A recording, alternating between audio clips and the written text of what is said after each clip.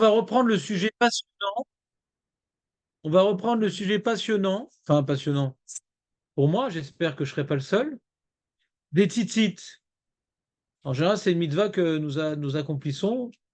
Pour les gens peu ambitieux, alors tout au moins durant la tfila, puisqu'ils ont le talit gadol. Et pour les gens, on va dire, plus investis dans la Torah, ouais, et qui ont plus peur de la chaleur après 120 ans que la chaleur de nos jours, ouais, eh bien, font l'effort de se vêtir du talit katan. Font l'effort de se vêtir du talit katan, qui n'est pas facultatif. Le talit katan n'est pas facultatif. C'est un sujet qu'on pourrait traiter aussi, qui est très intéressant. Est-ce que Bémet, c'est facultatif le talit katan ou pas? Ce n'est pas le sujet du cours, c'est un sujet d'halakha très intéressant. Le sujet du cours, c'est de plutôt comprendre le sens profond de cette mitzvah. Donc, c'est une mitzvah qui est composée de différents éléments. Déjà, c'est une mitzvah qui concerne le vêtement. Deuxièmement, pas tous les vêtements, mais le vêtement carré, enfin à quatre coins, carré, rectangulaire, peu importe, quatre coins. Troisièmement, ça ne suffit pas d'avoir un vêtement à quatre coins, il faut y mettre des tzitzit. Et quatrièmement, il y a des tzitzit blancs, soit, mais également des tzitzit techelet, qui sont apparemment de couleur à tendance plutôt bleuâtre. Certaines sources, c'est marqué vert, d'autres bleu, d'autres foncé. Ouais. Si on a le temps, je vous expliquerai un petit peu comment on produit cette encre et pourquoi elle a différentes couleurs et pourquoi elle semblerait en latin s'appeler le pourpre. Ça vient d'un animal marin, non? Alors je demande Samuel de faire preuve d'audience parce que j'ai un long développement à faire. Si maintenant je dis des termes en anglais ou en français ou en ivrite ou en italien que vous ne comprenez pas, dans ce genre de cas de figure, vous pouvez m'interrompre. Si maintenant vous avez des bonnes remarques à me faire partager, alors je vous demande de me les donner après le cours. Parce que j'aimerais faire un développement linéaire. Et comme j'ai un problème de concentration, si je réponds à vos questions sûrement pertinentes, je risque de ne pas arriver au but, qui est donc de vous transmettre un exposé clair et structuré. Donc, on a vu donc vêtements rectangulaires, quatre coins, fil et fil bleu. D'accord? C'est un peu les différents points qu'on veut essayer d'analyser. On avait étudié il y a 2 semaines qu'il y a un lien intime entre la faute d'Adam et Chava et le tzitzit, ouais, puisque à l'origine, ils étaient nus, et lorsqu'ils ont fauté, ils ont ressenti le besoin de se vêtir, de s'habiller. C'était partiel, puisque c'était pour cacher leur nudité la plus élémentaire, ouais. Mais en tout cas, la notion du vêtement est apparue dans l'histoire de l'humanité suite au péché originel. Et on voit encore une fois un événement qui semble se rapprocher du péché originel, c'est lorsque Noah, après être sorti de l'arche, il a planté la vigne, il s'est enivré, il s'est dénudé, et là, c'est pas lui, mais c'est Shem accompagné de Héphet, qui donc l'ont vêtu, et a marqué dans le Midrash que le fait que Shem ait eu l'initiative de vêtir son père, donc de cacher sa nudité, il a mérité avoir dans sa descendance le Ham Israël, qui recevra comme mitzvah le tzitzit. Donc on voit que le fait de s'habiller lorsqu'on revient à un état primitif, que ce soit Adam ou Chava, avant la faute, ouais, quand ils ont fauté, senti quelque part gênés par leur nudité. Noah n'a pas senti, ne s'est pas senti gêné par sa nudité, mais Shem, oui. Alors on voit que le vêtement, pour couvrir la nudité bestiale, est intimement lié au tzitzit. D'accord? Maintenant, on a expliqué rapidement, enfin, l'autre fois on a expliqué en longueur, là je vais expliquer rapidement quel rapport. c'est qu'avant que Adam et Chava ne fautent, il y avait un équilibre entre leur neshama et leur gouffre. Ils ne s'identifiaient pas à leur gouffre comme nous. Nous, par exemple, on s'identifie à notre gouffre. Donc, quelqu'un, il a une fracture ouverte de la main. Il a très mal. Et donc, il se sent dans une situation dramatique. Mais quand on vient de lui apprendre que la viande qu'il a mangée, c'était du cochon, il a pas mal. Dans sa neshama, a beaucoup plus mal que le bras.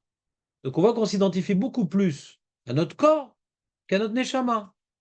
À un tel point que le corps fait écran avec notre neshama, puisqu'on ne ressent rien. Quand on fait une mitzvah, on ne ressent rien. Quand on fait une avera, on ne ressent rien.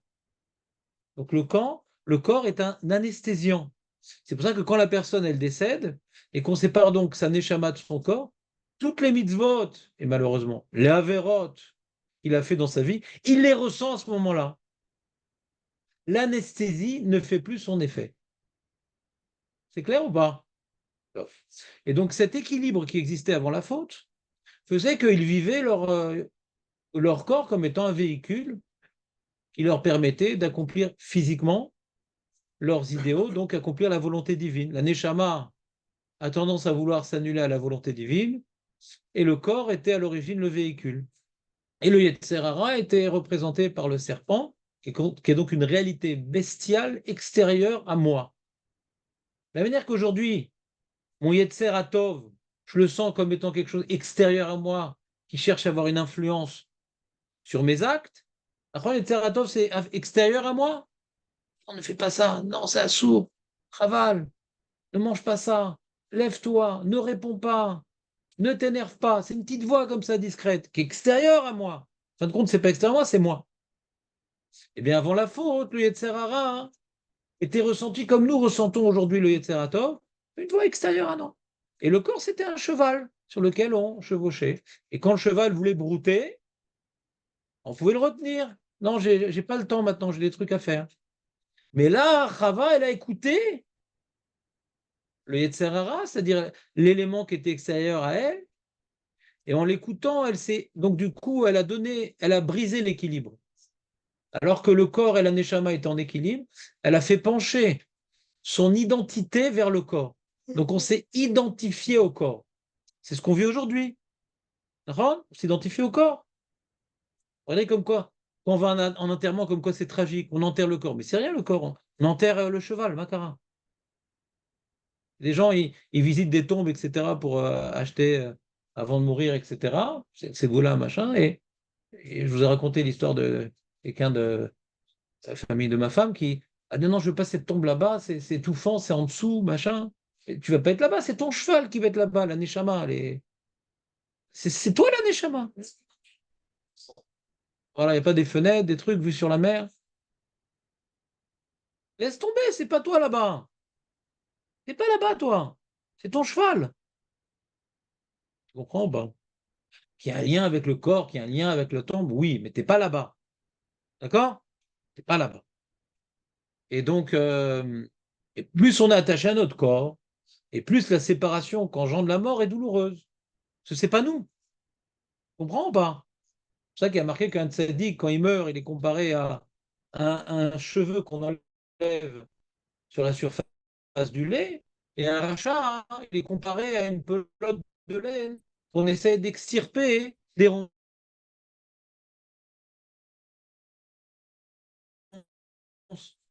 Il est tellement accroché, c'est le choc de sa vie. C'est un choc terrible. Mais il réalise qu'il était à côté de la plaque. Il a investi toute sa destinée dans quelque chose qui n'était pas lui, qui était que son véhicule. Tu comprends pas? C'est comme le mec qui est atteint d'une maladie grave. Au lieu de se soigner, ouais, il va laver sa voiture. C'est pas toi la voiture, c'est un véhicule. Soigne-toi. Au lieu de faire tchouva et de nettoyer sa neshama, ouais, il fait de la muscu, il mange bio. C'est important de t'occuper de ton cheval, mais le cavalier, c'est plus important. D'accord? C'est bon ou pas? Petit rappel rapide. Et donc, quand maintenant il y a eu, je ne sais pas si vous avez lu quand vous étiez jeune, la métamorphose de Kafka. Non, ça vous dit rien? Oui, oui, moi je l'ai lu. Tu l'as lu. Ouais. Et donc, c'est un livre qui donne le cafard. Ouais, parce que le mec, il se réveille le matin, il voit qu'il est transformé en cafard. Voilà. Donc il voit le monde complètement différemment, et donc c'est la description d'un homme transformé en cafard. D'où la petite ville à côté de Tibériade, Capharnaüm. Là, c'est. Ouais, c'est Capharnaüm, exactement. Et donc, vous comprenez ou pas? La fin, c'est Et... le coffre. Ah, Hazak. Ah, mais c'est moi qui l'ai dit. C'est un mot arabe qui vient de Et coffre, pourquoi le cafard est coffert? parce que c'est répugnant comme un coffre. Hazak, c'est beau. Regardez même sur Wikipédia, c'est Moi, je pensais que ça venait de coiffeur parce qu'il a plein de poils sur lui, le cafard. Hazak. Donc, intéressant comme explication, Raymond. Maintenant, revenons à notre sujet de la métamorphose. Donc, après la faute qu'ils ont fait pencher du côté de leur corps, leur identité, ils se sentis faire un avec leur corps. Tu t'imagines, tu t'es transformé en cheval. T'as honte. Tu veux pas oublier que tu n'es pas un cheval. Ce n'est pas moi, le cheval. Donc, la nudité, la honte d'être nu correspond à la honte d'être métamorphosé en animal, qui n'est pas moi, mais secondaire. Donc, la réalité animale pour ne pas oublier. C'est pas moi. C'est un véhicule. C'est bon ou pas? Ça, c'est le résumé. Donc, on voit que le vêtement a pour but de nous rappeler notre essence véritable, qui est notre neshama, ouais, et ne pas s'identifier à notre corps. On a tendance à, quand quelqu'un, par exemple, il s'investit dans son corps, quand quelqu'un, par exemple, il s'investit dans son corps, il va faire de la muscu, du sport, du machin, du truc, le régime, il va faire un implant, il va, les cheveux, les dents, et tout, quoi, le mec, tout, le grand chipouts. Eh bien, il a fait du sport, il va mettre un débardeur, même des vêtements collants. Il peut pas être nu, parce que des fois il fait froid, et puis des fois c'est interdit, mais au moins il va vouloir qu'on voit son corps. Quand tu t'investis dans ton corps, tu veux qu'on voit ton corps. Quand tu couvres ton corps, eh bien ça correspond à justement ne pas vouloir m'identifier à mon corps. Alors aujourd'hui, le vêtement occupe une fonction particulière, puisque ou bien le vêtement c'est pour embellir mon corps, ouais, ou bien le vêtement c'est pour, comment dirais-je, m'élever au niveau social. Ça peut être un uniforme, de policier, de juge, de trucs. Ça peut maintenant montrer ma réussite. Ouais, avec le Cheruti, pas quoi, le smalto. D'accord? Et donc le vêtement, au lieu de rappeler mon essence spirituelle divine, a été pris en otage et vient servir le corps. D'accord? Et donc la Torah veut nous émanciper, veut nous protéger, veut nous libérer du détournement de la fonction originelle que Adam, Arishon et Chava avaient donné aux vêtements, qui est d'oublier justement cette fausse identité qui est l'animal, qui veut maintenant nous détourner. Vous me suivez ou pas? oui. Non. Alors sur ce point-là, j'aimerais vous partager avec vous, Ridouche. Je me suis posé la question, Marco, est-ce que tu poussais la bima sans l'abîmer, s'il te plaît?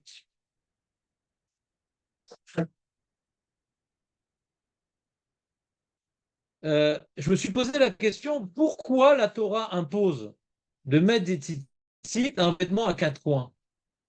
Pourquoi à quatre coins? 4 cardinaux. Pourquoi la Torah impose de mettre un vêtement, à tzitzit, un vêtement à quatre coins? Qu'est-ce qu'il y a de particulier dans le vêtement à quatre coins?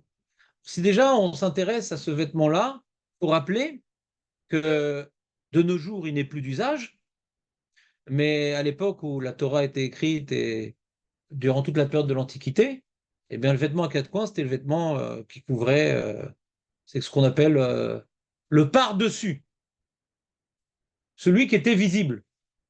Tu avais, on va dire, les sous-vêtements, les vêtements peu importants, et le vêtement important, ouais, c'était ce qu'on pouvait appeler une tunique, ou chez les Romains, la toge, ouais, et elle était souvent prestigieuse et elle déterminait le rang social de la personne. Et d'ailleurs, on voit que chez les Romains, c'était tellement important, puisque je les ai cités, ce vêtement de pouvoir, comment dirais-je, faire être la vitrine de la réussite ou du pouvoir, eh bien cette tunique-là, cette toge, ils utilisaient, écoutez bien, on va y revenir plus tard, ils utilisaient donc le coquillage qui s'appelle le pourpre, ouais, ou en latin le murex, à partir duquel on peut faire autant du bleu que du rouge, ça dépend combien de temps on l'a exposé à l'oxygène, et on l'a cuit, d'accord. Et donc ils avaient donc ce qu'on appelait le vêtement, le pourpre impérial. L'empereur ou le roi, il avait cette toge qui était de pourpre, et c'est tellement pour eux important, cette tunique qui représentait leur puissance et leur pouvoir, qu'ils ont monopolisé, ils ont monopolisé l'exploitation de colorants de ce coquillage. Et mes amis, c'est pour cela que nous n'avons plus de terrelet. C'est pour cela que nous n'avons plus de terrelet. Ils ont interdit de produire de ces coquillages par les pêcheurs et ça. Ils avaient des entreprises privées, nationalisées, et eux n'aimaient pas le bleu. Eux, c'était le rouge. Et curieusement, Chazal nous explique que Rome, c'est Édom.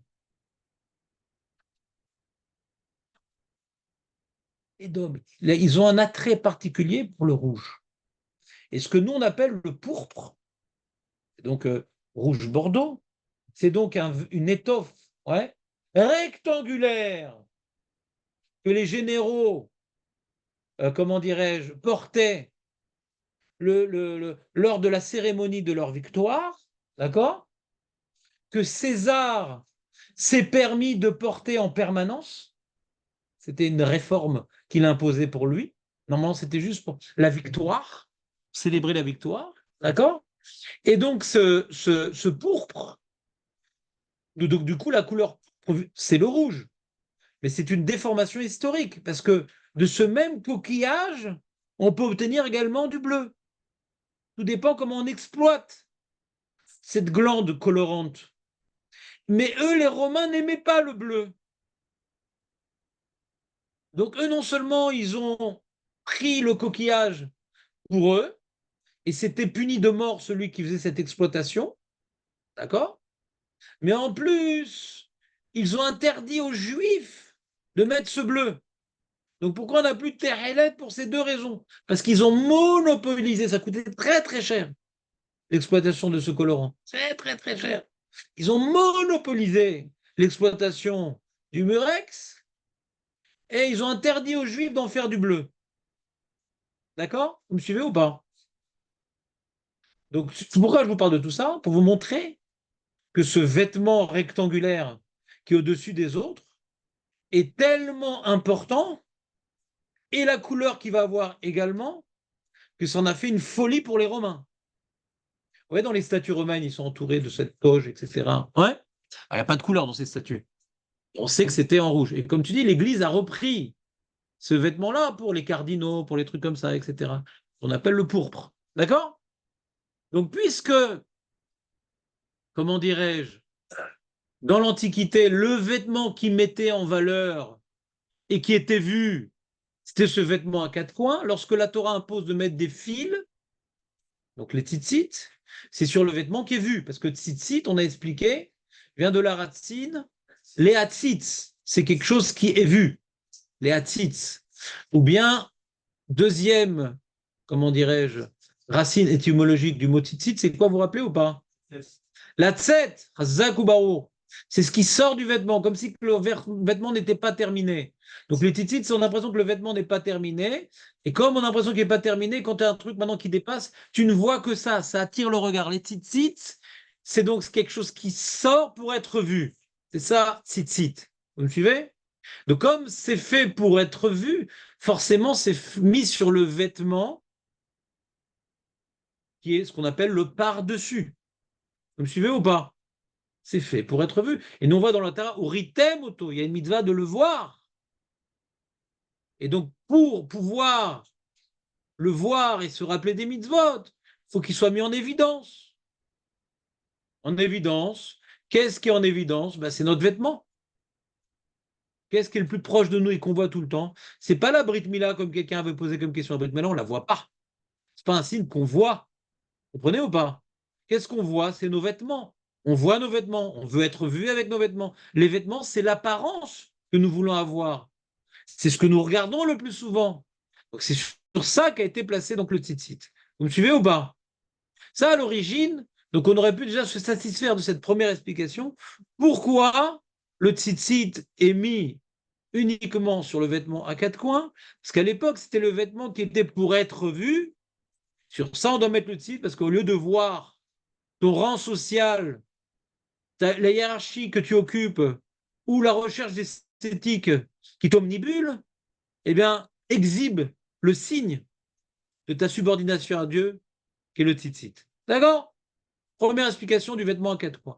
Deuxième explication du vêtement à quatre coins, c'est que, comme nous avons expliqué, le vêtement avait pour fonction originelle de cacher le corps.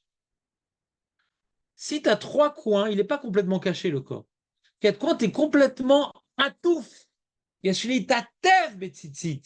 notion de tzitzit, c'est pas uniquement tzitzit, c'est leitatev, de s'envelopper. Par exemple, les femmes qui sont un peu grosses, elles vont mettre des vêtements qui sont amples, ouais. Et les femmes qui sont tsnuot, ouais. Bah, les autres, il y en a qui sont également tsnuot d'autres manières, mais celles qui veulent très tsnuot, pour certains, diraient pro tsnuot, mais je ne rentre pas dans la polémique. Alors elles mettent ce qu'on appelle des panchos, un châle, ce qu'on appelle les chalites. D'accord? C'est ou pas? Pourquoi elles mettent un châle? Parce que ça efface les formes du corps. Donc si on comprend que la fonction originelle du vêtement, ouais, que Adam et Rishon avaient mis, c'était pour ne pas s'identifier à leur corps. Donc c'est-à-dire le châle s'oppose violemment aux débardeurs et aux vêtements collés. Le débardeur et le vêtement collé, c'est pour mettre en avant le corps. Et le châle, c'est pour effacer les formes du corps. Est-ce que vous me suivez? Oui, il y a le shalom aussi. Ça, mais vraiment, j'insiste. Non, non, ça va pas du tout. Donc, vous me suivez ou pas? Non. Donc, pour l'instant, on a expliqué la première notion, qui est la fonction originelle du vêtement et qui semble être particulièrement accomplie, réalisée par ce qu'on appelle le talit, qui est donc un vêtement à quatre coins, qui a pour paramètre d'alaha qui doit couvrir le robe du gouffre. Celui qui a un talit katan qui fait office de bavoir, c'est un problème. Il faut que le talit katan, il dépasse un peu le ventre.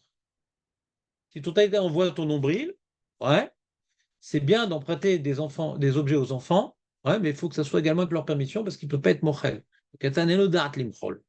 C'est un talit d'enfant ou un bavoir pour les intimes. Donc il faut que le talit katan, derrière et devant, il dépasse un peu. Donc le robe du corps, c'est quoi? Donc le torse, ouais, et un peu en bas, ouais, le talit puisse couvrir. Vous me suivez ou pas? C'est important de bien vérifier les halakhot pour voir est-ce que maintenant le talit katan que j'ai me couvre suffisamment que quand maintenant je mets un nouveau talit katan pour Shabbat, que l'halakha elle est que je dois faire une bracha dessus, est-ce que c'est une bracha levatala ou pas? Fais une bracha sur un talit katan.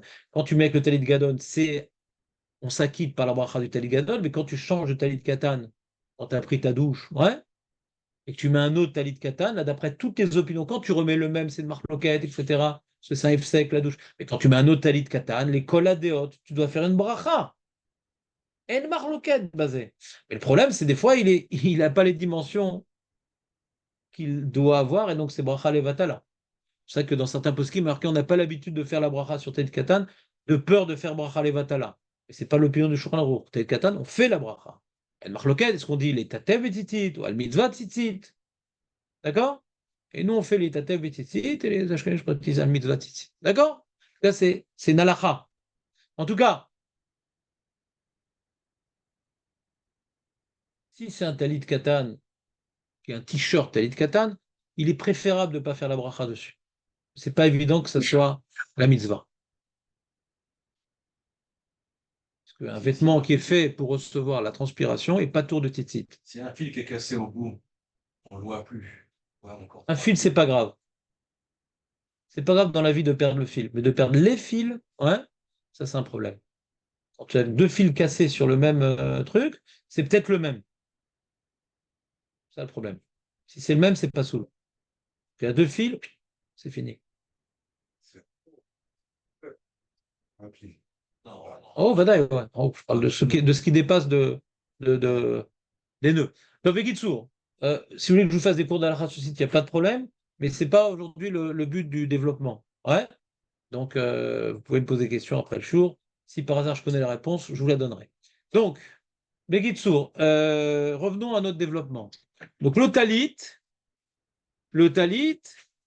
à quatre coins, on a compris, c'est quoi là? C'est pour reprendre la fonction originelle, se couvrir le corps, non pas pour se mettre en avant comme les Romains, ouais, mais pour couvrir justement la réalité secondaire qui est notre corps, qui cherche à nous prendre en otage et à nous faire oublier notre essence originelle, éternelle, qui existait avant notre naissance, c'était nous, et qui sera encore nous après notre mort. Le corps, c'est un moment dans notre vie. La neshama, c'est avant notre naissance et après notre décès. Alors c'est dommage d'oublier notre identité pour le moment éphémère où cette neshama a reçu un véhicule. D'accord? Donc le talit a, comment dirais-je, cette fonction-là. D'ailleurs, le Sefer Achinour explique, donc le Sefer Achinour, dans le Siman Shin Pevav, il explique chapeau, il explique tzitzit dans chapeau, c'est marrant, je t'en mets pas de fil sur les chapeaux, si ça vous aide à mémoriser, c'est bien. Il explique le Sefer Achinour que les fils blancs, c'est le corps, et le fil bleu, c'est la neshama. Donc, cette lutte entre le corps et la neshama est très bien illustrée d'après le Sefer Achinour, qui veut expliquer la différence entre le blanc, que le vêtement est blanc et les fils sont blancs. C'est quelque part ce qui sort du corps. C'est les attirances du corps, le fil bleu, les fils blancs. C'est ce qui sort du corps. Vous suivez ou pas? Et le fil bleu, c'est la petite neshama qui a été amoindrie par le péché originel, qui c'est également de faire sortir des choses. Vous me suivez ou pas? C'est pas clair? C'est clair. Bon. Donc on a fini avec le talit, les quatre coins, etc. L'histoire des quatre points cardinaux, on en parlera peut-être à la fin du cours si j'ai réussi à finir mon développement, ce que je souhaite violemment. Parce que quand on dit chemin Israël, on pense aux 4 heures. Là. Donc maintenant, d'après ce qu'on vient d'expliquer, Ouais. si l'enjeu du talit, c'est de couvrir notre réalité corporelle pour ne pas s'identifier à elle, pourquoi des tzitzit? D'avoir un vêtement à quatre coins, ça aurait été suffisant. De plus, on aurait dû imposer de se couvrir d'un vêtement à quatre coins pour justement, d'après ce qu'on a expliqué, si on veut se limiter à l'explication que nous avons donnée, la lacha du être, tu as l'obligation, toi, juif, de te couvrir tout le temps d'un talit. Gadol. Pourquoi? Pour pas t'identifier à ton corps. Pas besoin de tzitzit. Alors non seulement on n'a pas cette obligation, seulement on peut être sans talit. D'accord. Deuxièmement, ça aurait dû être une mitzvah négative alors. Assour de sortir sans talit, de peur de croire que tu es le cheval qui te porte.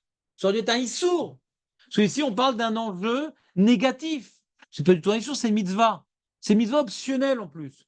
Quand tu as un vêtement à quatre coins, hein, mais il des tzitzit. Est-ce que vous comprenez la nucléaire que je suis en train de développer? D'après la seule notion que nous avons expliquée, si on se limite à cette notion-là, on ne comprend pas pourquoi il faut mettre des tzitzit. Ça suffit un vêtement à quatre coins qui nous enveloppe. On cache notre réalité corporelle. C'est ce qu'a fait, quelque part, à son niveau, bien sûr, Adam et Chava. Ouais, ils sont couverts leur corps. On ne nous demande pas uniquement de couvrir leur corps. Un peu mieux, nous, c'est un talit, c'est pas juste une pagne. Ouais. On ne nous demande pas uniquement de couvrir, on demande de mettre des tzitzit. Et on demande d'avoir des blancs, des bleus, donc on ne peut pas se limiter à la première explication. Ouais. Que le talit, c'est pour couvrir notre corps. Non, dans ce cas-là, on aurait dû imposer de mettre un talit pour ne pas se laisser entraîner par la réalité corporelle qui s'impose à nous. Ça aurait été une interdiction de sortir sans talit. Pour ne pas oublier, vous comprenez?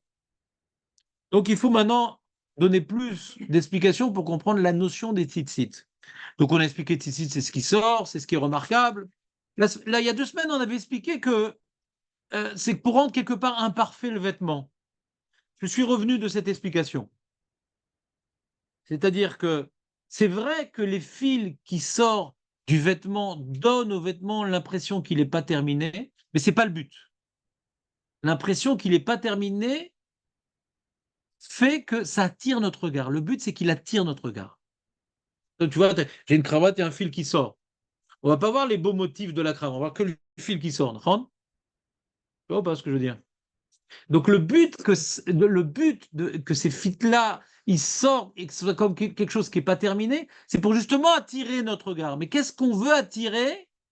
Pourquoi on veut attirer nos regards par ces fils-là? Mais c'est pas qu'on veut rendre imparfait et laid le vêtement. On veut pas enlaidir le vêtement. La preuve qu'on veut pas l'enlaidir, il y a déjà le Rambam. Je vous lis le Rambam. Le Rambam, il dit comme ça, c'est dans Yudpet. Le Rambam, il dit comme ça. Je vous lis le Rambam. Parce qu'il y a une Sheila.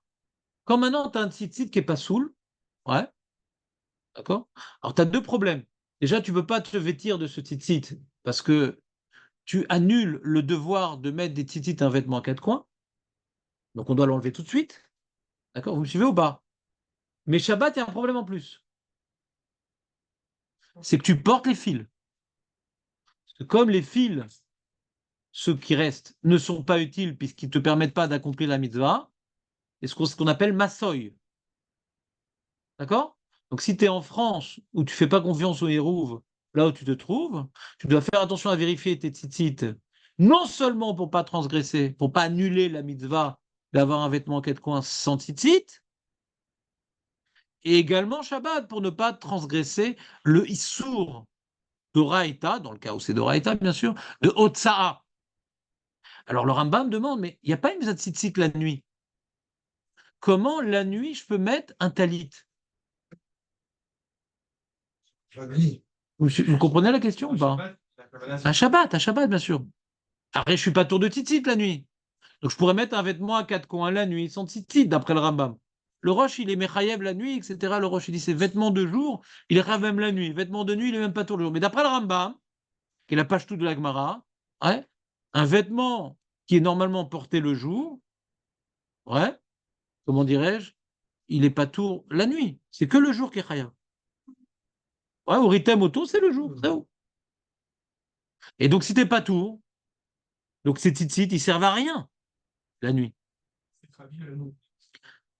Ces tzitzit, ils servent à rien la nuit. Et s'ils servent à rien, tu portes. Imagine maintenant, tu viens accrocher à ton pantalon des tzitzit. D'accord? Les quatre coins de mon pantalon, à ma ceinture, j'accroche des tzitzit. J'ai chaud et tout.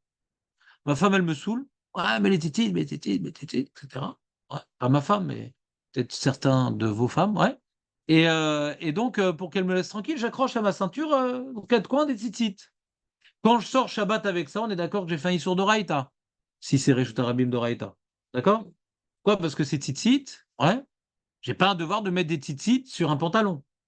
Donc la nuit, puisque j'ai pas un devoir de mettre des tzitzit sur le vêtement à quatre coins, ça devrait être considéré un Issour.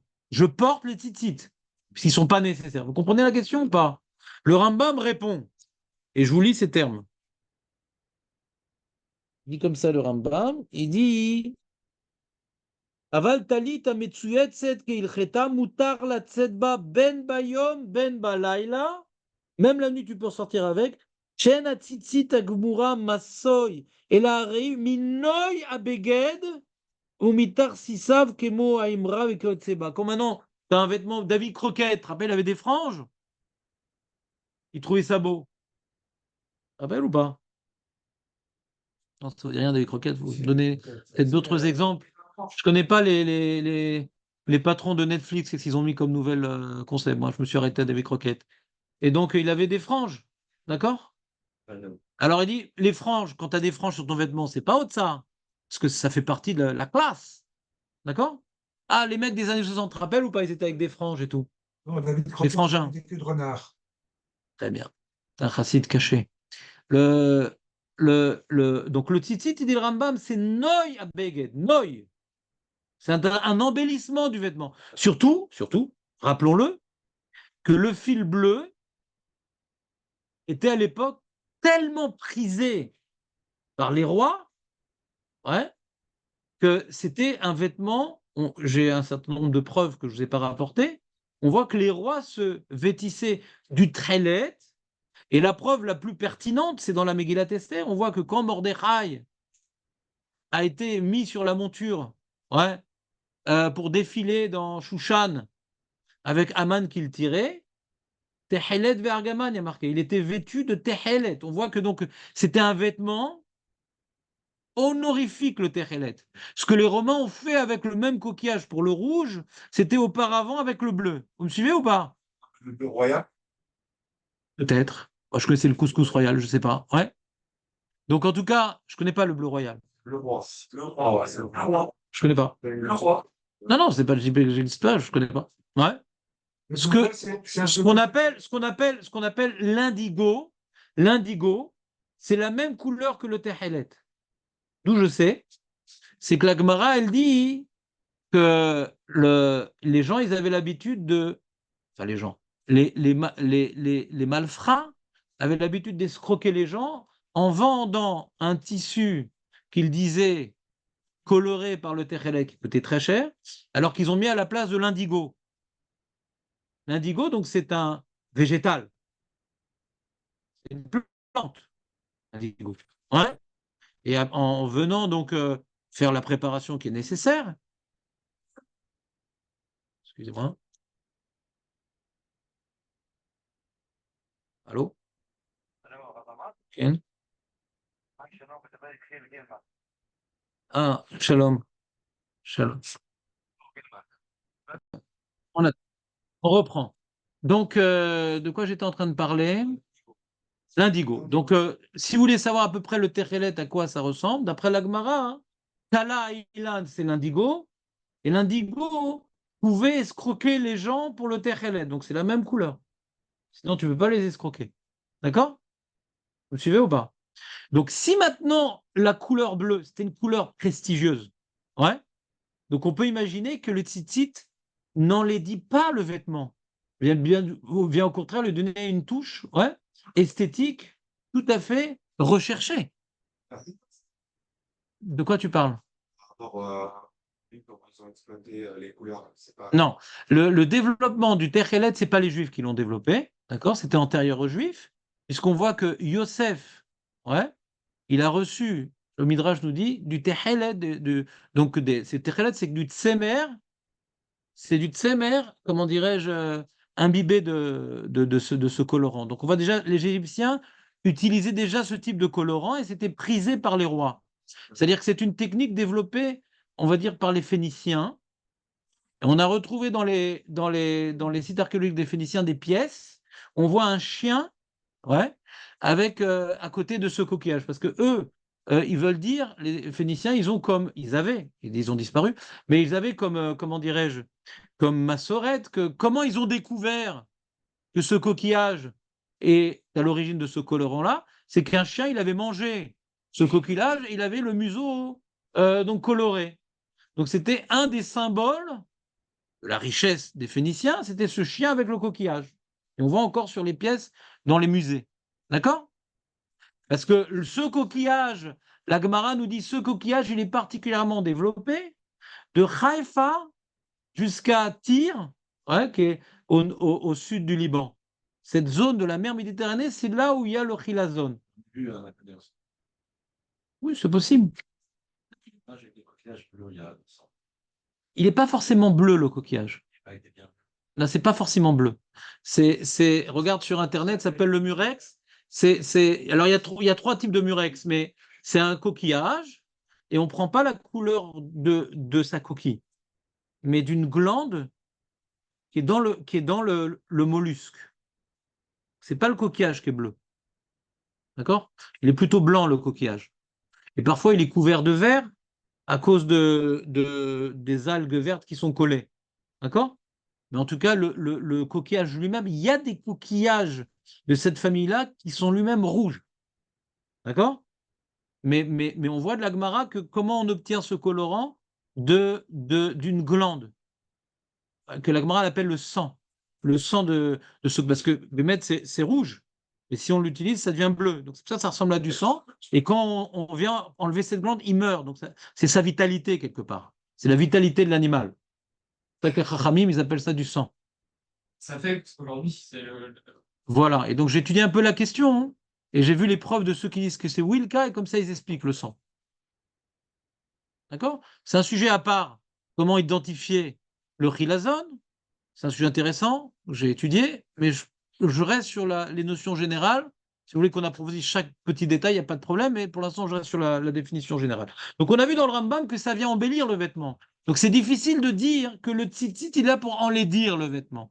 Le tzitzit, ça dénote une certaine imperfection, parce que c'est quelque chose qui sort pour le voir. Mais quand on le voit, c'est quoi le but de le voir? Alors, Chazal nous dit sur ça, hein, le but de voir le tzitzit, c'est un signe.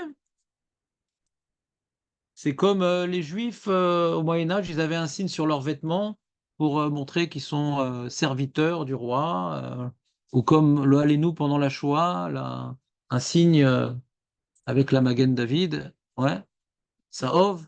Alors nous, on met un signe sur le vêtement pour exprimer notre appartenance à Kadosh Baruch Hu. D'accord? Un signe qui doit être vu par nous et par les autres. D'où je vois que ça doit être vu par les autres également, parce que le Rambam, il dit que Ritem auto, ça ne te concerne pas forcément. C'est pour ça que l'aveugle, il est chayav de tzitzit, parce qu'il doit être vu avec les tzitzit. On doit voir les tzitzit, on doit être vu. C'est pas uniquement une réflexion qu'on doit avoir sur nos tzitzit, mais on doit également exhiber notre appartenance à Dieu. Pas uniquement méditer à notre appartenance à Dieu. Vous comprenez ce que je veux dire ou pas? Comme par exemple, quand on allume les nérodes de Hanouka, on dit c'est Pirsou Ménissa, mais c'est pour nous d'abord. Mais on doit voir les nérodes qu'on n'a pas peur d'exhiber. C'est vrai que même s'il n'y a personne dans la rue, d'accord, on est dans un endroit où il y a pas de juifs, on doit quand même les nérodes parce que c'est une mitzvah qui est pour nous, mais qui doit être réalisée pour être exhibée. Alors pareil, le titre, c'est pour nous, mais pour être exhibé. On est fiers de notre identité d'appartenir à Kadosh Baruch Hu. Donc on ne cache pas cette identité-là, mais c'est une méditation pour nous. Parce que quand on dit au ritem ou srartem, on voit que c'est nous qui méditons et qui arrivons au souvenir des mitzvot et du devoir de sanctifier et de la sortie d'Égypte qui nous rappelle l'événement par lequel on est devenu le peuple d'Akadosh Baruch Hu. Donc très bien. Donc là, on est arrivé au deuxième point du shiur. On a parlé donc le vêtement à 4 points. Deuxième point, c'est les tzitzit. Le tzitzit, avant tout, c'est un sceau que le maître a demandé à l'esclave de mettre sur ses vêtements. D'accord? Et, et on avait expliqué la semaine dernière que le sceau qu'on a demandé de mettre sur les vêtements particulièrement parce que le vêtement a pour fonction de servir le corps, ouais, comme on a vu précédemment. Donc quand on met le fil sur le vêtement, c'est quelque part, c'est comme si on l'avait mis sur le corps, mais c'est visible, contrairement à la là où on ne la voit pas. Donc on dit que mon corps appartient à Kadosh Baruch Hu. Et comme je suis en train de proclamer par le titit que mon corps appartient à Kadosh Baruch Hu, c'est pour ça qu'on appelle la sortie d'Égypte, nous dit le Maharal, parce que à la sortie d'Égypte, c'est là où Hachem nous a acquis en tant qu'esclaves, et il a acquis notre corps. Donc le tzitzit nous rappelle l'événement par lequel nous sommes devenus les serviteurs d'Akadosh Baruch Hu, parce que c'est le signe de notre appartenance à notre Seigneur Akadosh Baruch Hu. C'est clair? Ça, c'est le tzitzit. Très, très bien. Maintenant, si on veut réfléchir à la complémentarité entre les deux notions que nous avons évoqué la notion qui est intimement liée au talit, vêtement à 4 coins, et la notion qui est liée au tzitzit. On a vu par le talit que c'est fait pour couvrir notre corps et donc diminuer l'influence qu'il a sur notre recherche identitaire. On a une recherche identitaire. Est-ce que c'est mon corps? Est-ce que c'est ma neshama? On a une lutte permanente. Des fois, on écoute son corps. Des fois, on en a marre. On fait un effort d'écouter sa neshama, et donc le vêtement, il m'aide dans cette recherche identitaire. Je couvre la réalité qui est secondaire en moi. Maintenant, ce corps-là, que je limite, qu'on a dit tout à l'heure par le vêtement, on a dit ça suffit pas de limiter, il faut mettre des tzitzit. Les tzitzit, c'est pas uniquement je veux limiter l'influence que le corps a sur moi. C'est pas suffisant de pas s'identifier au corps. Il faut donner au corps sa vraie place. Il y a la négative. Le corps, c'est pas moi. Le corps, c'est pas moi. Le corps, c'est pas moi. On ne grandit pas par la négative. Et c'est quoi alors le corps? C'est pas moi, mais il faut bien l'utiliser. Alors le tzitzit me rappelle que ce corps qui n'est pas ma véritable identité, que j'essaie d'effacer, ce corps-là doit agir. Là, s'il n'y avait que le talit, par exemple, on dit voilà, je vais essayer de moins manger, de moins rechercher les plaisirs. C'est dans le négatif. Ne pas laisser au corps la direction sur ma vie. Donc je vais faire ce qu'on appelle pre-shoot. Me retenir. C'est pas ça le tzitzit. Ça me rappelle les 613 mitzvot. C'est pas qu'une retenue. C'est que ce corps-là doit être au service de la neshama. Le tzitzit me rappelle pas uniquement mon corps, c'est pas moi. Il rappelle qu'il est au service de la neshama, comme il a dit le Maharal, que les tzitzit, c'est ce qui sort du corps. Le corps en lui-même, il aime la paresse, il aime ne rien faire. Les tzitzit, c'est l'effort de faire sortir des choses de nous-mêmes, c'est les mitzvot. Les 613 mitzvot, on voit que les mitzvot, d'après Chazal, sont comparés à des fruits. Il y a marqué qu'il y a des mitzvot qu'on a le fruit bolamazé et le capital bolamaba. Donc on parle les mitzvot aux fruits, c'est ce qui sort de l'arbre, le fruit. On a dit Adam, c'est comme Adama. Et les tzitzit, le Maral, il dit, c'est ce qui sort de l'homme. Faut pas juste brimer le corps. Le corps, c'est pas moi. Faut en sortir des choses. Donc le tzitzit, c'est pour sortir des choses du corps. Le talit, c'est pour limiter l'influence que le corps a sur moi, afin de redonner une certaine emprise de la neshama. Et la neshama fait sortir des choses du corps. Vous comprenez la complémentarité? Il n'y a pas juste limiter, il y a aussi exploiter le corps. C'est pour ça que puisque le corps est exploité par la neshama, Betriatametim, il a sa place. Il a participé à l'élaboration du Olam Haba qui nous attend, Bezrat Hashem, à chacun d'entre nous. Donc il a sa place dans le Olam Haba. Vous comprenez ou pas l'idée? Donc c'est pas uniquement tuer le corps, le brimer, l'étouffer. Non, l'exploiter pour en faire sortir des choses. Ça c'est le tzitzit. C'est pour ça que c'est une mise à positive. C'est dans la construction, c'est dans l'élévation, l'élaboration. C'est pas l'interdiction. Ne fais pas. C'est une mise à positive le tzitzit. Vous comprenez ou pas? Ça c'est donc la complémentarité entre la notion de talit, qu'on a expliqué, retenir la volonté du corps d'étouffer la neshama. Donc je cache mon corps. Mais il y a les tzitzit, et ce corps-là, il est là pas pour être étouffé, mais pour en faire des choses constructives. Les 613 mitzvot, comme Rachid explique que dans le mot tzitzit, il y a un remèze aux 613 mitzvot. Très bien. Donc, maintenant,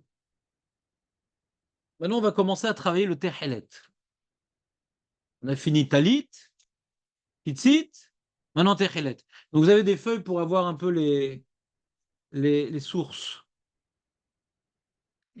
Si vous voulez distribuer, j'en garde une parce que j'aurais dû les numéroter, mais je l'ai fait ce matin, cette feuille, donc j'ai pas eu le temps de la numéroter. Pourquoi la Torah impose que nous mettions sur l'un des fils, pourquoi la Torah impose que nous mettions sur l'un des fils cette couleur précisément? Et je rajouterais, pas uniquement cette couleur, parce qu'on voit qu'on peut obtenir cette couleur par des plantes colorantes qui s'appellent l'indigo, pas uniquement cette couleur, mais en plus cette couleur qui provient de cet animal. Donc d'abord, on va s'intéresser à la couleur. Qu'est-ce qu'elle a de particulier, cette couleur? Et en deuxième temps, on va s'intéresser pourquoi plus par le murex que par l'indigo, parce que ça arrive au même résultat. Vous me suivez ou pas? Ça, c'est le plan. Et Khelet, c'est en deux parties. Alors regardez ce qu'il dit Rambam. Il est en haut de la page. C'est vrai que c'est recto verso, donc c'est difficile de savoir c'est quoi le recto. Donc si vous voyez le Rambam en haut de la page, vous savez que c'est le recto. Techelet amura batora bechol makom i atsemer atsavua. Il est autre faire. Chez Bator, chez Bakachol. Non, il y a une farouche. Attends, je vais regarder la chaîne du Rambam, excusez-moi. J'ai fait une faute de frappe, je pense. Alors, Tzitzit Bet Aleph.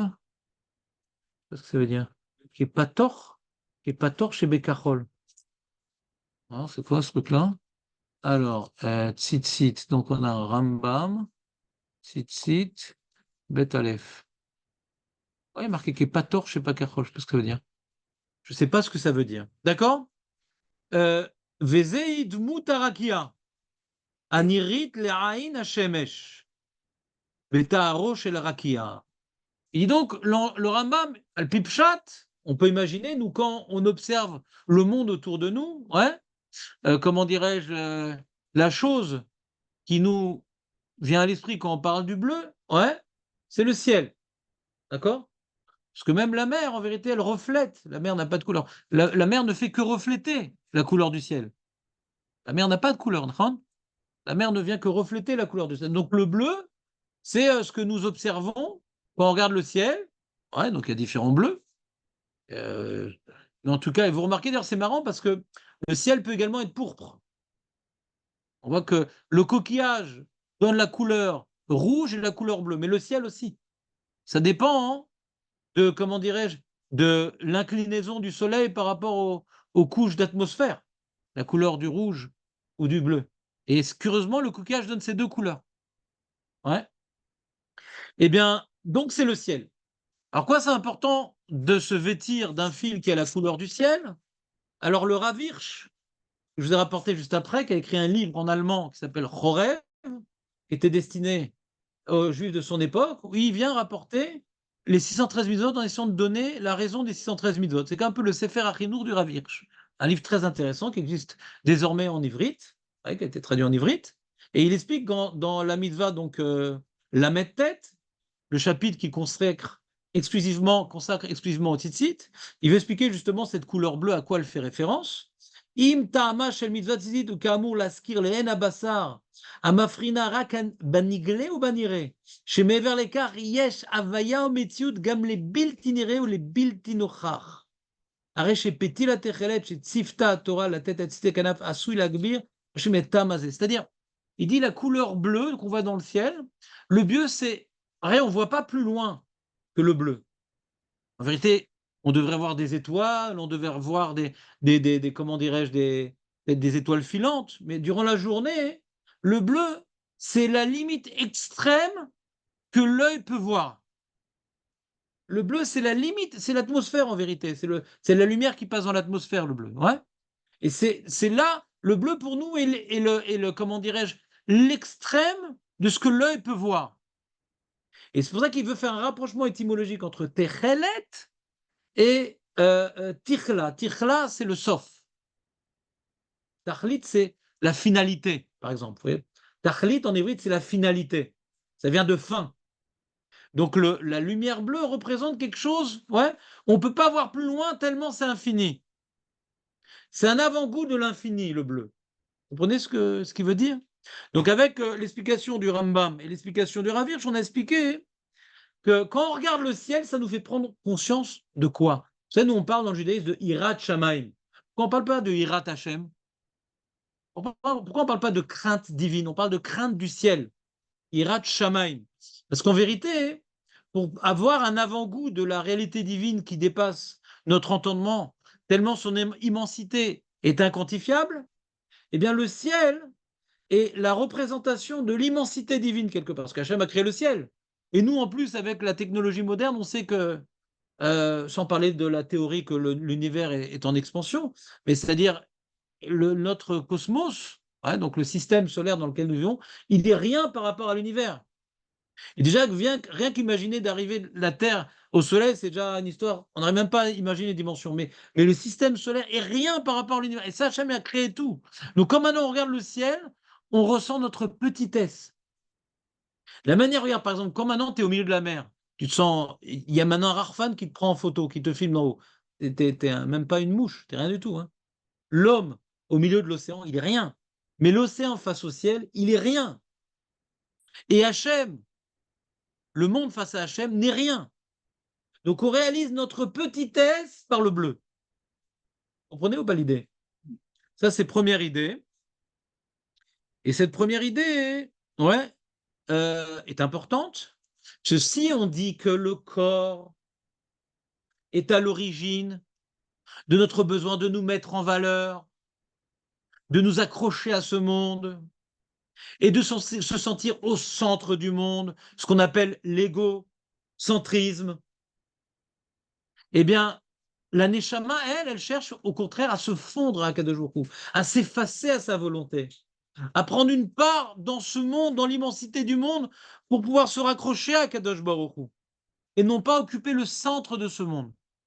Donc, quelque part, il faut mettre sur le corps, ouais, le fil qui rappelle qu'on doit annuler ce corps au projet divin.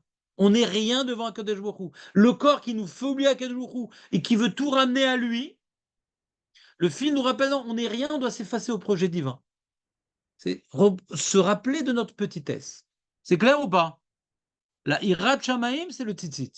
Hirat Shamaim, la crainte du ciel. Ça, c'est première idée. Deuxième idée, Ouais. C'est la Gemara. Regardez la Gemara, le Talmud Yerushalmi, le Midrash Tanchuma, le Sifri, nous rapporte l'opinion de Rabbi Meir, qui dit à chaque fois le même enseignement avec quelques nuances. Écoute Jonathan, on est dans le Talmud Yerushalmi. Tane Beshem Rabbi Meir. Uritem Oto Enktiv Kan, et là Uritem Ota Enktiv Kan, et là Uritem Oto. On aurait dire, tu dois l'avoir. C'est quoi? Le Apetil Techelet, ou Atzitzit, qui est au féminin. Ou il y a un autre midrash qui dit Uritem Otam, il y aurait dû dire, tu dois les voir. Pourquoi Oto? Pas Oto. Ah, il dit le Rabbi Meir, c'est quoi Uritem Oto? Chez Kola Mekamizatzit, Kelu Mekabel Pne Shrina. On regarde le titre comme si qu'on voyait Akadosh Baruch Hu. Comment c'est comme si je vois Akadosh Baruch Hu? Quel rapport? Shem est-il bleu? Ah, il répond Magid she'atrelet domé layam. Le trelet ressemble à la mer. Et la mer ressemble aux herbes. Ça, c'est une version que vous ne connaissez pas. Ce n'est pas la version de la Gemara, c'est du Yerushalmi. Et les herbes, parce que le vert et le bleu sont assez proches. Alors certains considèrent que le trelet, c'est un bleu-vert. Et d'autres considèrent que c'est un violet, un bleu-rouge. C'est pas très clair c'est quoi le trelet. Il y a plein d'opinions dans ce domaine aussi. Ou c'est un bleu foncé. C'est pas très clair, ouais. D'après le Yerushalmi, on a l'impression que c'est un bleu-vert. C'est ça que la Mishnah, on avait vu que le matin, on fait le Kretchema au moment où on distingue entre le Techelet et le Karti. Karti, c'est le poireau, c'est le vert. On voit que c'est très proche du vert. Pourquoi Ben Trelet les Karti? C'est aussi notre source, on voit que c'est un bleu qui tend vers le vert. Et Savim domim les Rakia, et Rakia domé les Kissé à Kavod, les Kissé à Kavod domé les saphirs. Vous savez, c'est quoi saphir? Saphir, c'est une pierre précieuse. Non, bleu. Bleu. Hein? Ouais, c'est bleu. Saphir, c'est bleu, justement. Quand maintenant, les Bnei, il rapporte un passage justement directif, Ve'ere ve'ine, arke asher al rosh akrouv ke'even à saphir, comment dirais-je, le ciel qui est sur la tête d'un chérubin, il est comparable à la pierre bleue, qui est marée de mout kissé. Et le kissé à kavod. Donc si maintenant on avait des yeux de Neshama et qu'on percerait les mondes terrestres dans lesquels nous sommes plongés, on verrait le kissé à kavod comme étant un saphir bleu. Il y a marqué également que le maté, le bâton de Moshe Rabbeinu, il était en saphir également. Ouais. Et donc quelque part, il y a marqué que quand on a reçu la Torah à la fin de Parashat Mishpatim, quand on a reçu la Torah, ils ont vu, ouais, Livnat Saphir. Ils ont vu Akadosh Baruch Hu comme étant une pierre de saphir. Là-bas aussi, c'est une des sources. Donc on voit que le bleu est la couleur, quelque part, à laquelle Hachem veut que nous l'apparentions. Hachem n'a pas de couleur, Hachem n'a pas de représentation, bien entendu, ni matérielle, ni colorée, mais comme maintenant ça représente l'infini, donc c'est la couleur à laquelle il veut que nous lui attribuions. Comprenez ou pas l'idée? Comment? Je crois que c'est le seul mot d'ailleurs, le saphir, qui est pareil en ivri dans la Torah et dans le monde entier pour désigner la pierre, saphir. Les autres diamants, les autres choses ont des noms différents en ivrite et dans le monde entier. Le rubis, ça ne s'appelle pas rubis dans la Torah. Saphir, il s'appelle saphir. Il a gardé son nom. Moi, je suis passé une preuve, en tout cas, c'est intéressant comme illustration. Très bien. Qu'est-ce qu'on apprend de Rabbi Meir? Ça ne suffit pas de méditer à notre petitesse. C'est encore une fois un écrasement. On se brime tout petit, donc ça n'a même pas forcément à agir. Quand je vois que ma vie, c'est que 60, je pas 120 ans et que mon amplitude d'action, elle est tellement limitée, alvaï, que j'ai une influence sur mes enfants, alvaï, que j'ai une influence sur mes talmidim ou sur moi-même, alvaï. Ouais. Donc, Birtalal, ma petitesse, des fois, ça peut me pétrifier, me paralyser. Ouais. On dit non, on ne te rend pas compte, tu as reçu, ouais, tu as reçu, comment dirais-je, la couleur qui te rappelle le Kisei Hakavod. Donc c'est le Rabbi Meir dit, c'est comme si que tu regardais Akadosh Baruch Hu. Tu te rappelles d'Akadosh Baruch Hu, tu te rappelles de Kisei Hakavod. Ouais. Donc quelque part, ça réveille ta neshama qui elle-même provient d'Akadosh Baruch Hu. Ça réveille la réalité divine qui dort en toi. C'est un rappel. C'est comme s'il y a une histoire d'un roi qui était devenu, comment dirais-je, paysan et il avait gardé ses vêtements royaux qui venaient se vêtir avant de dormir pour pas oublier son rang, pour pas jouer avec les cochons et les sangliers sans mauvaise conscience. Je ne suis pas de ce rang-là. Alors pareil, le fil, le fil qui est de la couleur du Kisei Hakavod, rappelle, comme il dit le Sefer Achinour, la Neshama qui est en moi. Alors elle est minoritaire, son influence, c'est un fil sur les 8. Ouais, il est minoritaire ce fil. Mais c'est moi.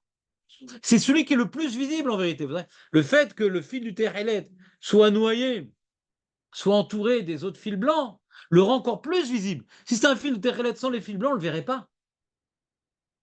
Donc l'enjeu ici, c'est justement de voir le Terrelet. C'est ça l'erreur de Korah. Viens, on met tout en Terrelet. Pourquoi? Sinon, on ne le voit plus. La Neshama, elle est importante parce qu'elle est mise en, comment dirais-je, elle est accentuée par la réalité du corps contre laquelle elle doit lutter. Mais tu n'es pas que Neshama, il y a un corps. Tu te prends pour le Kohen Gadol, non, il n'y a pas que la Neshama, il y a un corps. Et ton corps te fait fauter, mon ami. Donc, il ne faut pas oublier que la Neshama est dans un corps. Il a oublié que sa Neshama était dans son corps, c'est ça qui l'a amené à fauter. On a un corps qui nous fait fauter. C'est pour ça qu'il ne faut pas oublier qu'on a une Neshama, mais il ne faut pas oublier également qu'on est attiré par la faute. Lui, il a oublié qu'il était attiré par la faute. Donc, il a mal interprété la névoie par rapport à ses descendants, qu'elle est Shmuel. Il a oublié. On a un corps. La Neshama, elle est l'essentiel de notre réalité. Elle est l'essentiel de notre réalité. Mais elle est entourée de fils blancs. Elle est prise dans les fils blancs. On doit nous la regarder, on doit la séparer, on doit lui donner son importance. Parce qu'elle est secondaire au niveau de notre ressenti, alors qu'elle est essentielle au niveau identitaire. Donc ça, c'est deuxième explication qui est complémentaire. Non seulement il faut se rappeler l'immensité du monde qu'Hachem a créé, mais également, il faut se rappeler d'Hachem lui-même. Donc Rabbi Meir passe par l'immensité de la mer, du ciel, du Kisei Hakavod. Non seulement Hachem, il est le créateur, ouais, du monde entier. Il est à l'origine de tout. Et d'ailleurs, il faut... le Midrash Rabbi Eliezer rapporte également l'enseignement de Rabbi Eliezer. Ouais. Regardez ce qu'il dit. Voilà, je l'ai souligné, tu vois, Midrash Rabbi Eliezer, ou Keilu Mistaklim Bekisei Hakavod. Et pourquoi c'est comme si, quand on regarde le Kisei Hakavod, c'est quoi l'enjeu? Il dit le Mishnah de Rabbi Eliezer, ou Mityarim Mishamar Vaya Olam. C'est pour craindre le créateur du monde. Donc les deux idées sont complémentaires. On va voir l'immensité du monde, mais qui a été créé par Akadosh. Quand on voit l'immensité, on imagine comme quoi Hachem, il est au-dessus de toute réalité qu'un homme peut envisager ou peut appréhender. Et donc on a de la Hirat Shamaim. Donc si tu veux résumer ces midrashim, Techelet égale Hirat Shamaim. Pachout. C'est clair? On continue. Il y a d'autres midrash étonnants. Pour l'instant, c'est clair, le ciel, la mer, le Kisei Hakavod, le saphir, on a beaucoup de preuves dans les psukim. Même on peut ressentir l'immensité du ciel, c'est assez proche de la compréhension. Il y a des midrashim qui viennent nous percuter. Je dis, mais au début, je les ai vus, je dis, mais c'est quoi cette histoire? Pourquoi il dit ça? C'était tellement simple ce qu'on avait, pourquoi on complique la chose? Regardez, le Sifri qui est après Mishnat Rabbi Eliezer, presque au milieu de la page du recto. Rabbi Shimon ben Eliezer Omer, Lama nikra shma techelet, al shem shenitaklu. Nitkelu, pardon. Amitzrim bebechorem. Vous connaissez le terme kilayon en hébreu? Il y a un terme qui veut dire kilayon. Kilayon, c'est l'extermination. Les premiers-nés égyptiens ont été exterminés. Alors le Midrash, le Sifri, qui est le Midrash officiel sur Bamidbar, il dit qu'il y a un lien étymologique entre Techelet et kilayon, extermination. Le fil bleu me rappelle l'extermination des premiers-nés. Étonnant. Il continue. Davaracher, Hachem Shekalu Mitzrayim Bayam. L'extermination des Égyptiens dans la mer.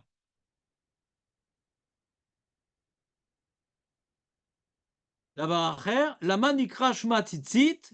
Pourquoi on appelle ça tzitzit? De la notion de voir.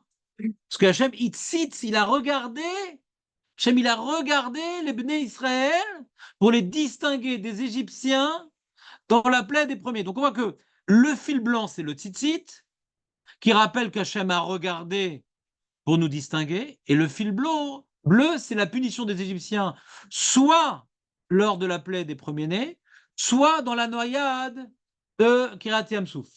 Étonnant. Donc le bleu, ça serait donc la punition, et le blanc, ça serait la protection. Vous me suivez ou pas? Et bien, comme ça, c'est écrit dans le Zohar. Parce que les tzitzit, pluriel, c'est tous les tzitzit. Ils sont majoritairement blancs.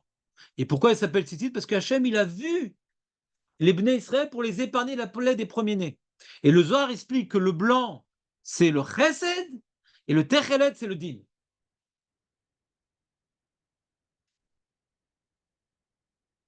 Comme ça, le Malbim également, il rapporte dans son commentaire. On arrivait à ces trucs-là, cher.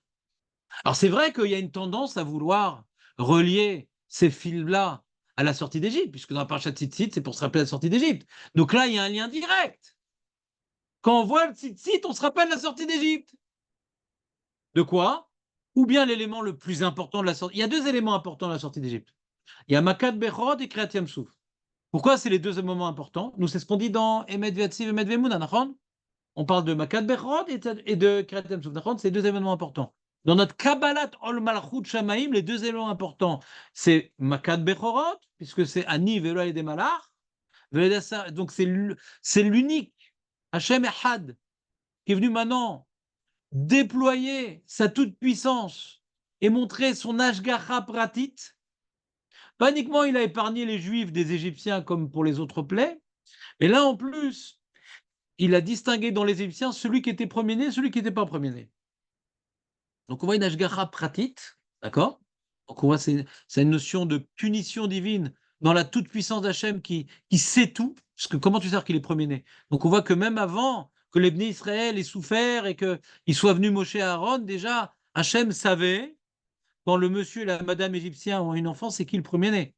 Donc il est en permanence, c'est l'Éternel qui sait. D'accord? Donc on voit l'Ashgacha Pratit dans cette Maca, et c'est cette Maca qui a permis donc la libération d'Am Israël. C'est pour ça que nous célébrons la sortie d'Égypte par le Korban Pessah, qui est réalisé au moment de la mitzvah des Bnei Israël jusqu'à Makat Bechorot, jusqu'à Chatzot. Donc c'est intimement lié à Makat Bechorot, la fête de Pessah. Mais on a dit que Kriyat Yamsouf également, c'est un élément fondamental, parce que durant Kriyat Yamsouf, Am Israël a vu Akadosh Baruch Hu, Zekeli Vanveo. C'est un moment de Hashem Imlor Leolam, de Kabbalah Tol Malchut Shamaim. Le Korban Pessah, ils se sont préparés, mais Kabbalah Tol Malchut Shamaim. Ils se sont séparés de la Vodazara. Kriyat Yamsouf, c'est pas uniquement se sont séparés de la Vodazara. Ils sont rentrés sous les ailes de la Shrina. Hashem Imlor Leolam Vaed. C'est pour ça que ces deux événements sont fondamentaux dans la Kabbalah Tol Malchut Shamaim. C'est pour ça qu'on termine le Kriyat Shema par le rappel de Makat Bechorot, qui est la première étape dans la Kabbalah Tol Malchut Shamaim, et Kriyat Yamsouf, qui est la proclamation de la Kabbalah Tol Malchut Shamaim. C'est bon, c'est des choses qu'on a déjà étudiées ici, je ne développe pas plus. En tout cas, ce qu'on voit ici dans ces Midrashim, c'est que le tzitzit rappelle la punition divine, en tout cas le Techelet. Rashi d'ailleurs, regardez Rashi, ouais, il rapporte ce midrash-là. Vous voyez Rashi, après le midrash Agadol, vous voyez ou pas? Rashi, Al-Shem, Shikul Bechorot. C'est quoi Av Shakul? Av Shakul, allez, nous, c'est un père qui a perdu son fils. C'est Av Shakul. Et donc les Égyptiens sont devenus Shekulim. Ils ont perdu les premiers-nés. Et dit Rashi, pourquoi ça s'appelle Techelet? Celui qui fait Chumash Rashi n'est pas étonné du message. Pourquoi ça s'appelle Techelet? En souvenir de Makat Bechorot, qui a transformé les Égyptiens en Shekulim. Targumo chez le Shakoul, quand tu vois le terme Shakoul, ouais, comme Yaakov il a dit quand on lui a dit que Yosef a été tué par une bête, Shakalti, il dit. Shakalti, il a dit. Qui? Voilà, il y a Féméod. Il y a Féméod. Donc on voit, c'est perdre son enfant, c'est être Shakoul. Et Shakoul, le Targum, il dit Techla, donc c'est Techelet. Vemakata Maïta Balaïla. וכן צבע תכלת דומה לצבע הרקיע משריר לעת הערב. Donc on voit ici Rashi une information que c'est du bleu foncé, ce qu'on appelle du bleu marine, ouais, parce que c'est la couleur du ciel vers la tombée de la nuit. Donc Makat Bechot, c'est vers la tombée de la nuit, enfin c'est durant la nuit. Donc c'est en vérité, moi, comment j'ai compris Rashi, c'est que par rapport au fil blanc, il est foncé, quoi. Donc ça, le blanc, c'est la journée, et le Techelet, c'est la nuit. Donc ça représente Makat Bechot, d'après Rashi, donc, qui s'est déroulé durant la nuit. C'est foncé, quoi. Et, et Rashi, il dit, bon, on s'arrête là dans Rashi, et dans Mansechet Menachot, il dit que le Techelet rappelle la mer. Et pourquoi il faut se rappeler de la mer? Il dit là-bas Rashi, Domelaya, le Rabbi Meir qui dit que le bleu nous rappelle la mer, qui rappelle le ciel, qui rapporte le Kisei Kavod. Et pourquoi ça rappelle la mer? Chez Naasubon Nissim le Israël. C'est encore une autre source où on voit que la mer, c'est pas uniquement se rappeler, comme on a dit au début, de l'immensité de la mer, mais que la mer, c'était le lieu où Hachem a manifesté sa toute-puissance et où nous avons reconnu qu'il est le tout-puissant, l'immense qui nous dépasse. D'accord? C'est le lieu du dévoilement divin pour nous, la mer. Où il s'est dévoilé à nous comme étant le tout-puissant. Comme ça dit Rachid là-bas sur la Gemara. Très bien. Donc on a premier niveau, le Techelet, c'est l'immensité. Et ça nous rappelle le Créateur qui dépasse en temps humain, le Créateur. Mais ça rappelle également le Din, l'intervention divine. Pas uniquement Hachem, il est Borénu, Avalugam Malkenu. Il est Borénu, Malkenu. Dans le Techelet, on a le Créateur, comme on a vu dans le Midrash Rabbi Eliezer, ou Mitiari Mimi Sheamar Vaya Olam. On se rappelle du Créateur, ouais, qui dépasse ce monde tellement il est infini. On doit se rappeler également, pas uniquement comme l'égoïme doit se rappeler qu'Hachem c'est le Créateur. Nous, on doit se rappeler en plus, on a été témoin de sa manifestation. L'égoïme, comment ils peuvent prendre conscience de la réalité divine en observant le monde, la nature, etc. C'est impossible, ça a été créé spontanément. Nous, on doit se rappeler d'Akadosh Baruch Hu parce qu'il s'est manifesté à nous. L'observation de Akadosh Baruch Hu en termes de créateur n'est pas suffisant. Donc, on doit se rappeler du créateur qu'il est également notre maître qui nous dirige. Et comment on doit se rappeler qu'il est notre maître? Par Makat Bechorot, par Kriyat Yamsouf. Il nous a pris pour peuple. Comme un enfant qui sort de l'eau, du vent de sa mère, de sortie de la mer. Vous suivez ou pas? Donc on ne doit pas uniquement se rappeler d'Akadosh en tant que créateur, le ciel, la mer, mais également en tant que celui qui intervient. Et c'est important. Parce que chez l'égoïme, il y a une notion qui s'appelle, c'est le Dieu horloger. Il a créé le monde, mais il ne s'en occupe plus. Il faut savoir qu'Hachem, non seulement, il a l'origine de tout, mais il s'occupe dans tous les détails. Il vient récompenser et il vient punir. Le Maharal explique pourquoi il y a marqué dans Parashat Tzitzit 2 fois Ani Hachem Elokechem. Et Chazal nous explique Ani Hachem Elokechem pour récompenser. Ani Hachem Elokechem, celui qui va également punir. Ouais.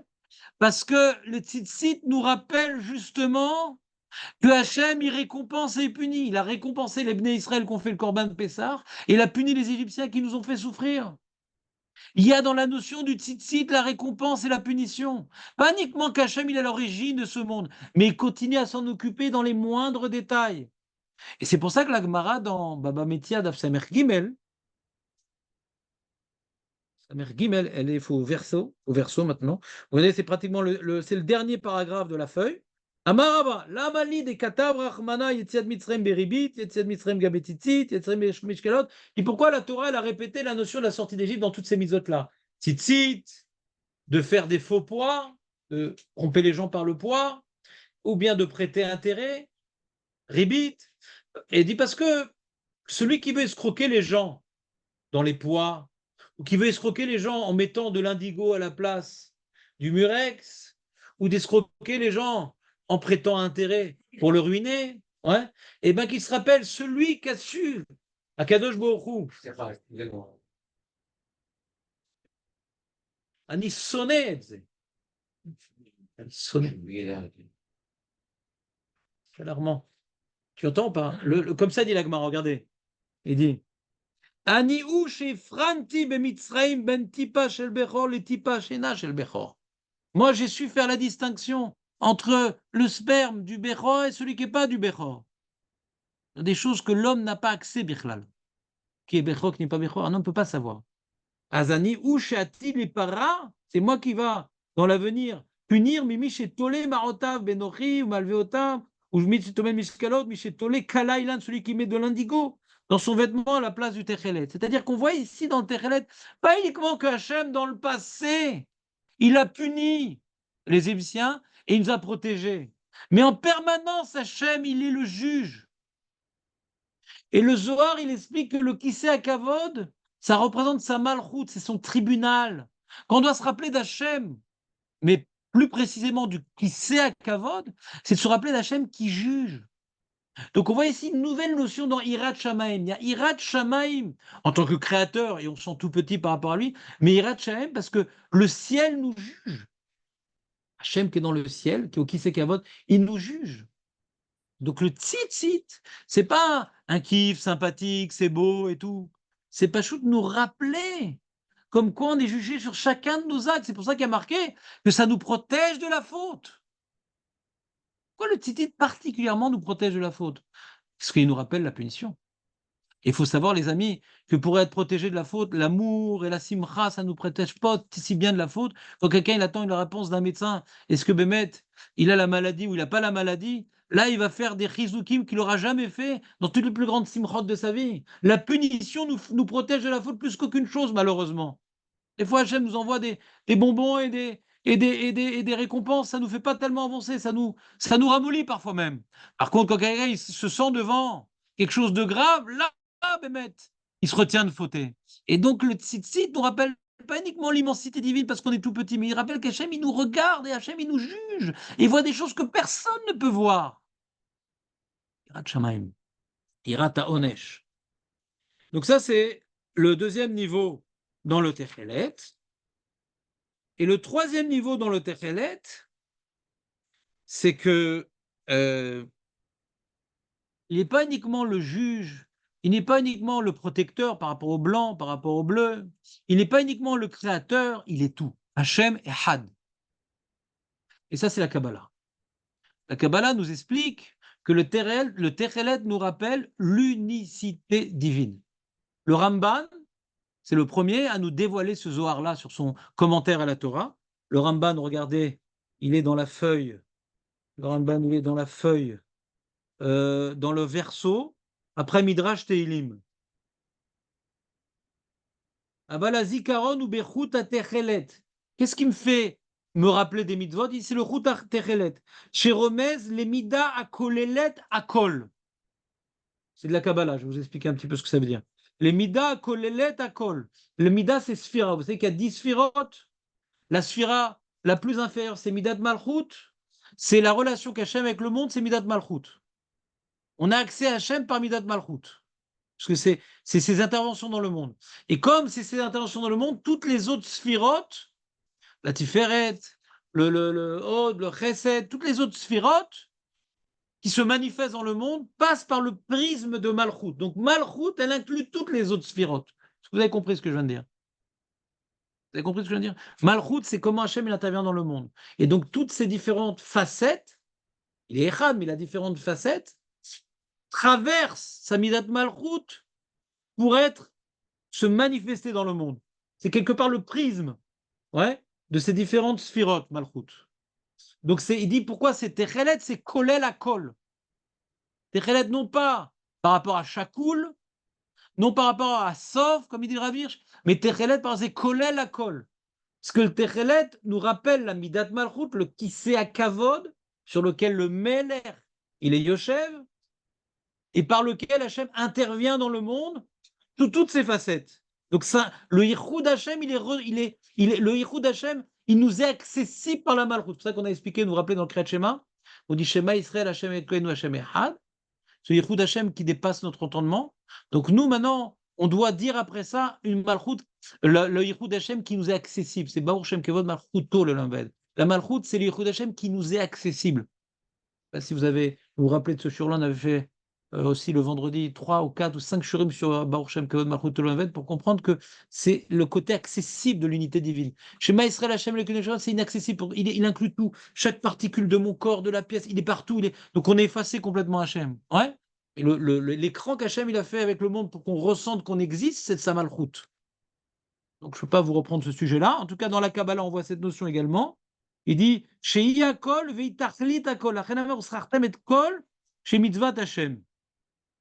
וזה שאמרו, מפני שהתכלת דומה לים, וים דומה לרקיע, ודומה לכיסא הכבוד, והדמיון בשם גם הגבון תכלית המערות, כי ברחוקים יראו כולם, כי גבון ההוא לפיכר נקרא תכלת. Également, la couleur bleue, c'est ce qu'on voit des choses qui sont très loin, donc c'est quelque part la combinaison de toutes les couleurs, il dit. Il y a dans le bleu la combinaison, c'est quand on voit quelque chose de très loin, donc il y a quelque part un mélange de couleurs, mais l'œil perçoit le bleu, c'est quelque part, ça inclut toutes les couleurs. Donc c'est comme la malchoute qui inclut toutes les facettes divines. Donc c'est le Yichud Hashem. Vous suivez ou pas? On a parlé de Techelet, c'est le Dieu créateur. Techelet, c'est le Dieu qui juge. Et après on dit, il n'est pas uniquement créateur, il n'est pas uniquement le juge, il est à Kol, c'est le Yichud Hashem. Cette notion du Yichud Hashem est très importante, parce que ça nous permet de comprendre les fils. Puisque comment dirais-je, le Ralbag, suivi du Netziv, explique que le fait que le Pétil Techelet, il est au-dessus des autres fils et il vient les accrocher, c'est pour justement nous exprimer la notion du Yichud. Les fils blancs, le Ralbag, il explique les 4 coins, c'est les 4 points cardinaux, c'est les 4 éléments que disait Aristote. Donc ça inclut toutes les réalités matérielles, les 4 coins. Et de ces 4 éléments, pardon, il y a toutes sortes de combinaisons qui sont toute la réalité matérielle. Le feu, l'air, la terre, ouais, l'eau. Donc ça, c'est les fils. Les fils, c'est toutes les réalités de notre monde qui émanent des 4 éléments. C'est clair ou pas? Et il dit, le Pétil Techelet nous montre qu'en vérité, bien que le monde nous présente une diversité déconcertante, en vérité, tout est relié à Kadosh Baruch Hu. Le Pétil Techelet, il vient relier tout ça. Tout ça, c'est que à Kadosh Baruch Hu. Vous suivez ou pas? Je peux reprendre? Et à part, t'as compris, toi, Abbé Meir, donc tu verras sur la feuille, parce que là, il est 10 heures, ouais, et on vous peut me poser, on fera un petit résumé, si vous voulez, rapide, la semaine prochaine, mais je vais finir le cours jusqu'au bout. Et donc là, hein, le Ramban, il dit... Non, là, je ne peux pas finir. Je voulais relier ça au Kriyat Shema avec le Yichud Hashem. Dommage. Un petit peu, un petit quart d'heure pour la semaine prochaine, Bezrat Hashem, pour terminer le shur et relier ça à notre sujet du Kriyat Shema, Bezrat Hashem.